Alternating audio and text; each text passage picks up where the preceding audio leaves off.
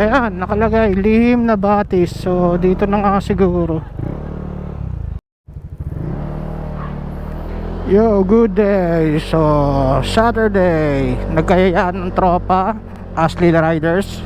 So pupunta kami sa lihim na batis, along Marilaki lang uli. Suki na tayo ng Marilaki. So tara, ngayon lang uli nagkayayaan yung grupo namin sa Makati, yung Ashley Riders. Sabi ko na niyaya ko nga sila na kumbaga therapy, tagal-tagal nang hindi nakabiyahe. Kaya yun, tara maglihim na batis tayo, let's go.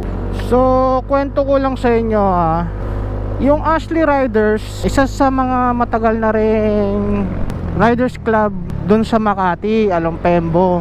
Ang mga miyembro dyan, halos parang mga kuya ko lahat. Si Mark, si Kuya Chito, si Tulong, si Kuya JB. Marami. Tsaka matagal na grupo na yan. Nakikita ko pa lang, bata pa lang ako. Mumotor na ako pero hindi pa ako masyadong nagsasama sa kanila noon. Lagi sila sa bahay noon. Kumbaga parang gathering. Nagkaroon na ako ng motor, napasama na ako. May motor shop yun, si Tito Alex sa may Pembo. So yun, napatambay na ako sa motor shop. Sumama-sama na ako sa mga biyahe. Riders, magandang riders club dati yun kasi di lang siya about sa biyahe. Nagkaroon kami ng activities noon na feeding program. Ang naaalala ko noon, pumunta kami sa bahay ampunan ng mga special child dyan along sa Manila. First time ko rin na umattend sa anong programa, which is Ashley Riders yung nag-organize. Nagbigay ng onting tulong, nagpasaya ng kaunti lang naman, nagpakain. Si Ashley Riders talagang maraming activities na nagagawa din. Hindi lang sa pagbabiyahe, nag-iisip ng makatulong. Halimbawa, katulad dati, may nasunugan. Hanggat makakatulong si Ashley Riders, gumagawa siya ng paraan para makahatid ng tulong. So medyo matagal-tagal naging bakante yung grupo dahil syempre may mga kanya-kanyang priorities. Ngayon naisipan ko na set ng biyahe, although biglaan kasi yung iba may mga alakad din kaya hindi makakasama. So, hindi ko lang alam kung ilan yung mga makakating ngayon. Siguro sabi ko kahit mga isa o dalawa laban ako. Kumbaga Saturday habit lang, biyahe ganon. Si Abin yan, nag-do-it naman siya. Si Kuya Arman, si Ate Nora. Sa susunod na set na maganda-ganda, makasama lahat, yun talagang buong grupo pag libre lahat. Ngayon nagkita-kita sila sa Petron along C5, dun sila magmi-meet up. So ako, dito ko na sila tatagpuin sa Shell Pugon sa may Marcos Highway kasi dito ako manggagaling sa junction. Kaya tara, puntahan natin, let's go. So time check 7:03. So nandito tayo sa Cainta, Karangalan. Maghanap tayo ng mapapagasolinahan kasi 2 bar na lang tayo. So dito medyo mura-mura pa eh. Dito na tayo siguro. Try nyo rin dito kasi sa iba pumapalo na ng 60. So yun nga, sabi ni ate, yung 57 per liter baka next week tumaas pa daw. Lahat apektado sa nangyayari sa Middle East. Siyempre pag tumaas ang gasolina, lahat yan, pati pagkain, lahat ng mga kailangan ng tao tataas. Kasi alam naman natin, gasolina ang isa sa mga nagpapatakbo ng mga negosyo eh. Tataas pa daw ng 10 piso per liter. Tingnan na lang natin anong mangyayari, kung totoo ba, kung tataas ba. Sana hindi na. Sana magawan kaagad ng solusyon sa mga magiging crisis niyan. Enjoyin muna natin ba't kaya pa magpagasolina. Shell Pugon, second meet up. Dito ang kikita-kita dahil dito ako malapit eh. Check natin kung nandito na sila or hintayin na lang natin sila. Tingin ko yun na sila eh. Kuya Tenora. Wala, ako lang. Wala. Bayaw ko, susunod na lang daw eh. Nag-okay na yun, ibig sabihin ano, papunta na yun.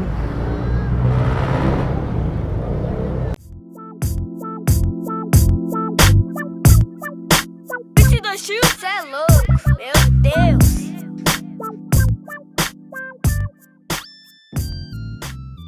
Yun, so apat na motor kami. Si Bunso, si Kuya Arman, si Abin. Yun, si Kuya Arman may kasama si Ate Nora. Siya may OBR. Dadaan muna kami ng Kogyo. Mamimili lang kami pagkain, kasi pagdating sa taas wala na masyadong mabibilan. Nakakamiss lang yung ganito dating gawain na halos dati nasa 15 ganon, 15 motor kami, mga around 2010 ganon, 2011. Matagal na yung grupo. Ngayon lang uli kami nagkayaan sa tagal ng panahon. Yan, siguro yung iba busy talaga. Buti nandyan si Paring Bunso, si Kuya Arman, Paring Abin. Siguro baka sa susunod set siguro makakasama na yung iba. Kahit paano, siguro madadagdagan to. Hindi naman laging panahon na busy lahat. Siguro magkakatagpo-tagpo din mga schedule namin. Buhay uli yung Ashley Riders kahit paano. Siguro pag nasimulan na yan, sunod-sunod na yan, magkakayayaan na yung mga yan. So papunta muna kami ng Kogyo. Yun, Kogyo na tayo. So namimili ata ng pagkain. Doon ata palengke. Ano ba bibilin? Saan? Baliwag? Ha? Di ko lang alam. Yung along dito, baka meron tayong madaanan. Wala. Iikot pa tayo. Iikot. Ha? Ikot na lang. Pero katapos lang namin bumili na pagkain. Yun, dito sa Kogyo. Yan, babiyahin na kami. Bumili lang kami ng inasal. Wala pang masyadong mabilan. Yan, si Paring Bunso, naka Novo version 2 yan. Napakakinis pa rin. Tagal na yan. Legend na rin yan.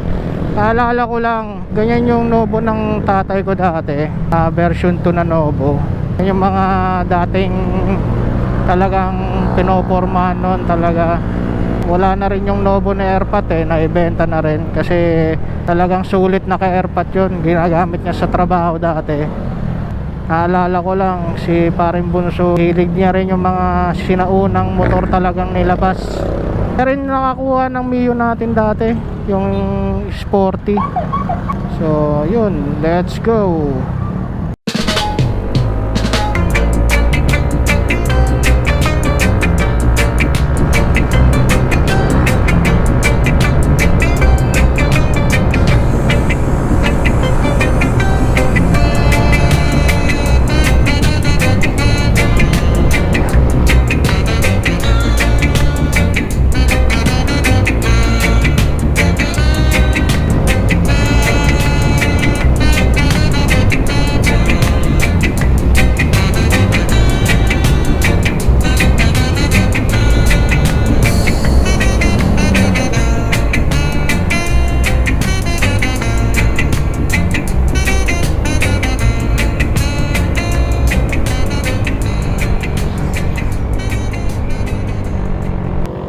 So dito yung papuntang Lihim na Batis, San Roque Elementary School, makikita mo. Ito yung papasok ng Lihim na Batis. Medyo paon.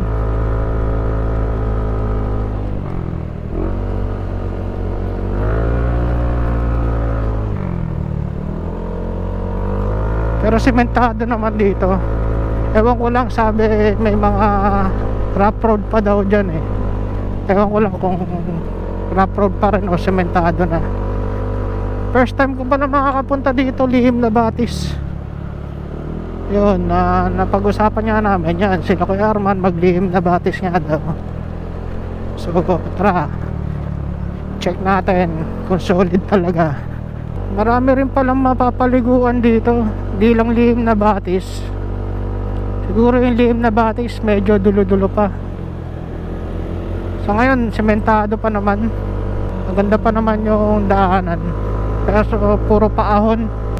Ito siguro mga ganitong lubak.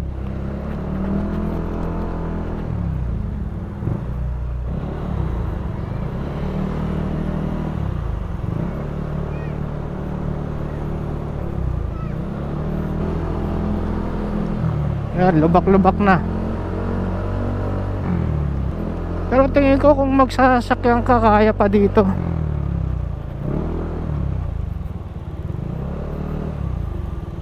Ganda umaga po.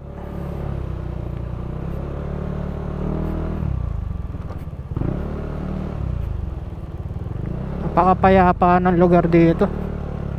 Napakasimple ng buhay.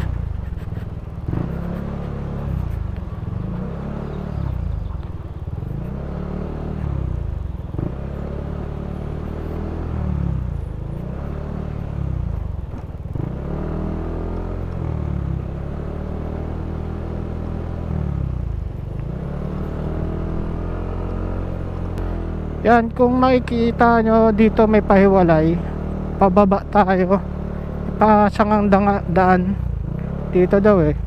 So si Kuya Arman ang nakakaalam, siya yung nagtatanong kung saan yung lihim na Batis. So dito tayo sa pababa, check natin kung tama.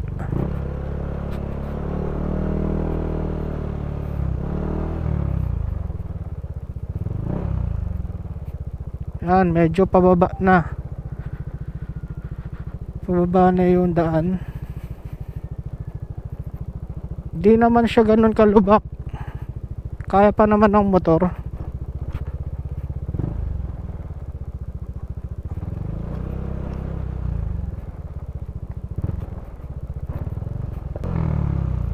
So may makikita kayong gate. Ewan ko kung ito na yun. Rinse nakalagay.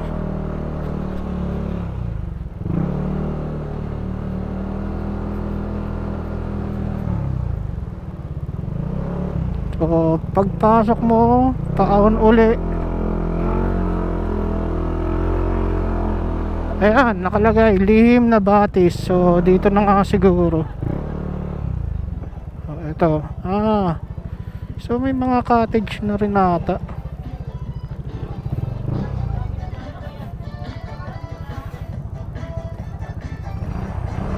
Yun, siguro dito na tayo.